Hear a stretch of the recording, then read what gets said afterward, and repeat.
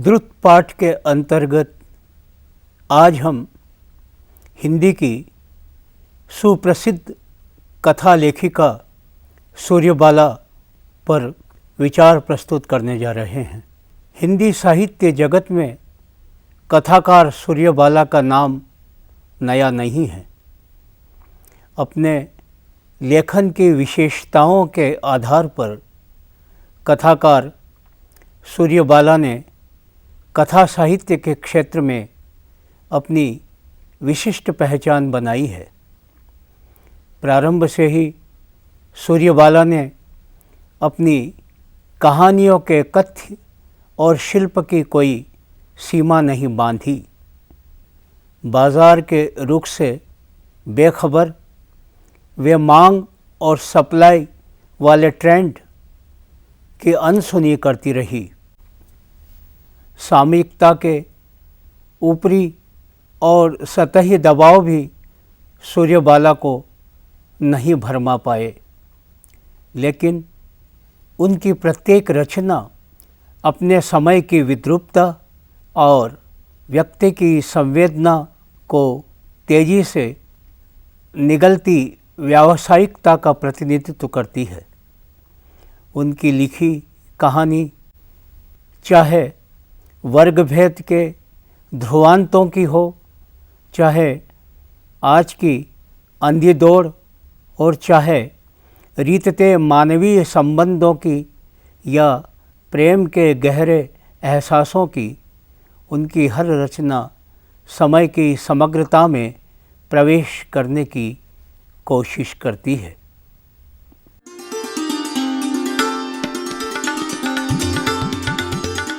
सूर्यबाला का जन्म 25 अक्टूबर 1944 में वाराणसी, उत्तर प्रदेश में हुआ। आपकी भाषा हिंदी रही है और हिंदी साहित्य के विभिन्न विधाओं पर आपने कलम चलाई है। उपन्यास, कहानी और व्यंग्य लेखन के साथ साथ बाल साहित्य लेखन भी आपकी सर्जना के केंद्र में रहा है। सूर्यबाला की प्रमुख कृतियाँ निम्नानुसार हैं। उपन्यास मेरे संधिपत्र, सुबह के इंतज़ार तक, अग्निपंखी, यामिनी कथा, दीक्षांत।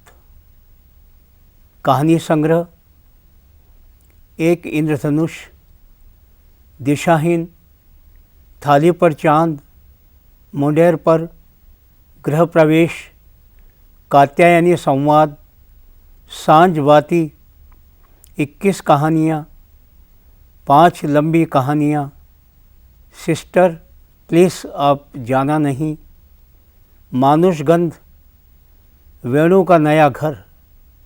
प्रतिनिधि कहानियाँ, सूर्यबाला की प्रेम कहानियाँ। व्यंग्य अजगर करे न चाकरी, धृतराष्ट्र टाइम्स, देश सेवा के अखाड़े में भगवान ने कहा था।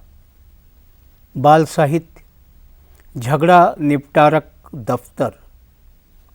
सम्मान सूर्यबाला को उनके द्वारा साहित्य जगत में प्रदेय के तारतम्य में प्रियदर्शनी पुरस्कार, घनश्याम दास सराफ पुरस्कार आदि सम्मान मिले हैं, जो उनकी रचनाधर्मिता के महत्व को प्रतिपादित करते हैं। 5 महत्वपूर्ण उपन्यास और अनेक कहानी संग्रहों की रचयिता सूर्यबाला हिंदी की गिनी चुनी महिला लेखिकाओं में एक है। जीवन के यथार्थ और सच्चाई को शिद्दत के साथ अपनी कथा कहानियों में प्रस्तुत करने वाली सूर्यबाला मानती रही है कि साहित्य को कभी समाज से निरपेक्ष देखा ही नहीं जा सकता।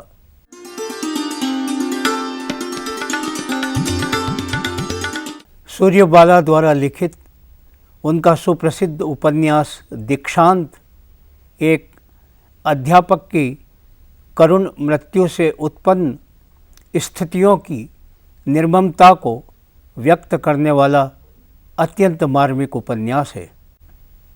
अपने दीक्षांत उपन्यास के संदर्भ में लेखिका सूर्यबाला का कहना है कि दीक्षांत उपन्यास के संदर्भ में पिछले दिनों दीक्षांत उपन्यास लिखते हुए अंदर अंदर कुछ ऐसी ही रस्साकशी चली। दीक्षांत के नायक शर्मा सर मर्मांतक करुण परिस्थितियों से जूझ रहे हैं और मैं उन्हें एक पॉजिटिव जीवन दिशा नहीं दिखा पा रही। मैं उनके हाथों में विद्रोह की मशाल क्यों नहीं थमा पा रही, क्यों नहीं क्रांति का बिगुल बजवा पाई, न्याय की प्रतिष्ठा करा पाई, लेकिन नहीं करा पाई मैं ऐसा क्योंकि शर्मा सर के आसपास की स्थितियां ऐसी नहीं थी। अतः वह एक नकली कागजी समाधान होता। साथ ही एक व्यक्ति अध्यापक की करुण मृत्यु से उत्पन्न स्थितियों की निर्ममता भी उकेरनी थी। छात्र गुटों, यूनियन और निहित स्वार्थों के साथ वैयक्तिक स्तर पर व्याप्त संवेदन शून्यता और जड़ता भी उजागर करनी थी। सब कुछ पूरा सच ही, किंतु इन सब के बावजूद व्यक्ति नाम से व्यक्ति के पूरे उठ गए विश्वासों और संवेदन शून्यता को मन ने नहीं स्वीकारा। तब एक परिशिष्ट जोड़ा जिसका उद्देश्य था शर्मा सर के दोनों अनाथ बच्चों की शिक्षा दीक्षा का भार एक मेधावी छात्र के पिता द्वारा स्वेच्छा से ले लिया जाना, यह मात्र अपनी या अपने जैसे बहुत से पाठकों की राहत के लिए, फिर भी खतरा तो उठाया ही, समर्थ चरित्र के स्थापना न करने का।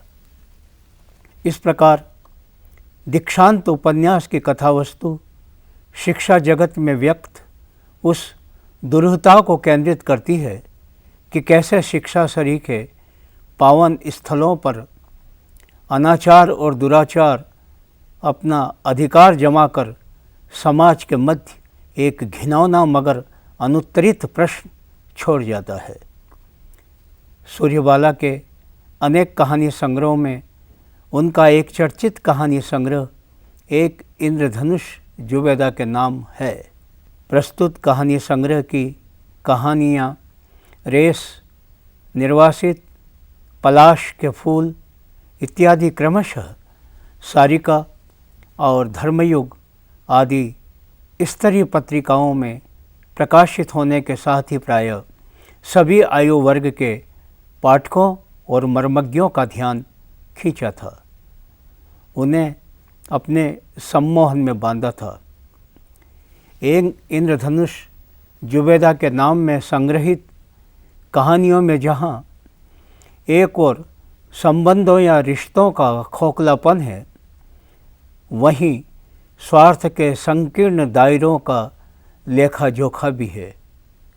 कहीं कहीं कहानियों में एक ठंडापन और ठहराव सा लगता है, लेकिन वह ठंडापन और ठहराव हार जाने या थक जाने का नहीं, परिस्थितियों, मजबूरियों और विक्षोभों का है और इसीलिए उसे नकारा नहीं जा सकता। इन कहानियों में हालात से जूझते हुए पात्र व्यवस्था के यथास्थितिवाद के मजबूत जाल में फंस गए हैं और उससे मुक्ति के लिए छटपटा रहे हैं। निर्वासित के माता पिता को नई पीढ़ी ने नहीं, उसके आर्थिक तनाव की मजबूरियों ने निरीह बनाया है। व्यभिचार की नारी अपनी ही द्वंद्वात्मक मानसिकता की शिकार हो गई है और मानसलता के तिलिस्म को तोड़ने की असफल कोशिश कर रही है। रेस का व्यक्ति गलत महत्वाकांक्षा का शिकार है। सुलह की आर्थिक विषमताएं आदमी को समझौतावादी बनने के लिए मजबूर कर रही है। दरारें वर्गीय संघर्ष की कहानी है, जिनमें ज़ख्मों की गारंटी होते हुए भी लड़ाई जारी रखने की मजबूरी है, क्योंकि प्रत्येक वर्ग अपनी उपस्थिति का एहसास नहीं खोना चाहता। अविभाज्य के नारी और पुरुष पात्र अपने अतीत से जुड़े रहकर अपनी मानसिकता का आधार खोजते हैं। यही खोज उन्हें एक दूसरे के करीब बनाए हुए हैं। वैचारिकता की दृष्टि से समान सतह इस संग्रह की सबसे अधिक सशक्त कहानी है। दो भिन्न स्वभाव के व्यक्ति तंगहाली और आर्थिक मजबूरियों के कारण एक ही सतह पर खड़े हैं। एक ही सतह पर खड़े होने का एहसास आज के आदमी का सही एहसास है। आज का आदमी अपने छोटे छोटे स्वार्थों और मानसिक संकीर्णताओं के कारण कितना कायर हो गया है, इसका अंदाज देते लाल पलाश के फूल सिर्फ अग्निवर्णी है, अग्निधर्मी नहीं। इस संग्रह के शीर्षक कहानी एक इंद्रधनुष जुबैदा के नाम मुख्यतः एक माहौल की कहानी है। इसमें एक पिता का दर्द तंगहाली की लाचारी ने उभारा और बढ़ाया है। इस कहानी में हालांकि कुछ भावुकता आ गई है, लेकिन वो भावुकता पुरानी बंगला कहानी का सेंटिमेंटलिज्म नहीं है। प्रसिद्ध लेखिका सूर्यबाला के विविध विषयी व्यंग्य संग्रह भगवान ने कहा था, जीवन के लगभग हर क्षेत्र की विसंगतियों विद्रूपताओं पर करारी चोट करने वाली व्यंग्य रचनाओं पर केंद्रित हैं। उनके व्यंग्य जहाँ भरपूर मनोरंजन करते हैं, वहीं दूसरी ओर पाठक को कुछ सोचने करने पर विवश करते हैं। प्रस्तुत व्यंग्य संग्रह में निहित व्यंग्य की एक वानगी देखिए। इसके बाद भगवान का स्वर उदास हो आया। मेरे इस मंदिर का सोने का कलश कब से टूटा हुआ है और मुझे अच्छी तरह मालूम है कि चढ़ावा इतना तो आता ही है कि कलश पर सोने का पत्थर चढ़वा दिया जाए, लेकिन पुजारी सब आपस में ही बाँट बूँट कर खा जाते हैं।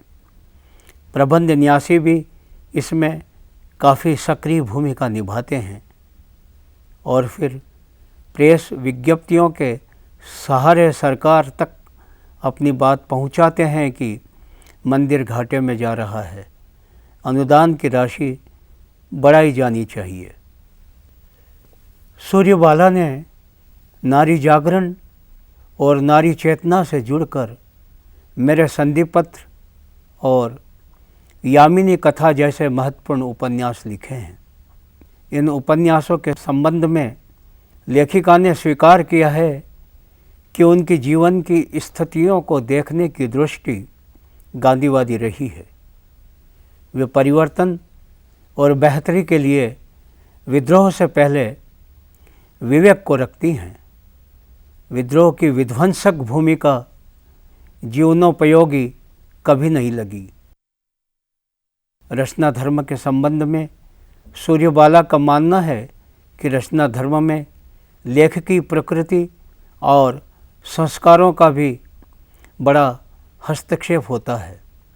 उसके बाद उम्र के पड़ाव दर पड़ाव मिलते अनुभवों के पाथेय का। जहाँ तक सूर्यबाला का सवाल है, जैसा कि पहले ही कहा है कि उनको मानवीय संबंधों की बड़ी उष्मा भरी विरासत मिली है। साथ ही उनको ज़िंदगी जैसे आस्था के फूलों की एक पिटारी सी जो मोहबंधों के रेशमी बूटों से गुथी हुई मिली है। विराग की कल्पना उनको आतंकित करती है। संन्यास उनको सबसे बड़ा छद्म या चरम लाचारी की करुण परिणति लगता है। अपनी जीवन रूपी किताब के संदर्भ में स्वयं सूर्यबाला का कहना है कि बस जिंदगी की यह बहुत तल्ख, बहुत करुण, बहुत मीठी किताब मैं डूब डूब कर पढ़ती और उसकी प्रूफ रीडिंग करती हूँ। अपने हिसाब से गलत सही भी महसूस ही, कितनी चीज़ें सीधे सीधे ब्रैकेट में डाल दी, कितनी जगह कॉमा, सेमीकॉलन और डैश से काम चलाया, विराम तो किसी और के हाथ में।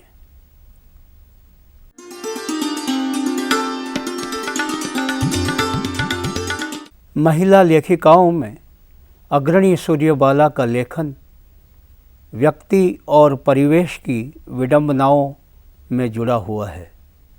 वे अपनी कृतियों में कथ्य को उठाकर उसे मध्य में ही छोड़ नहीं देती है, अपितु उसका निर्वहन कृति के अंत तक सार्थक रूप में करती प्रतीत होती है।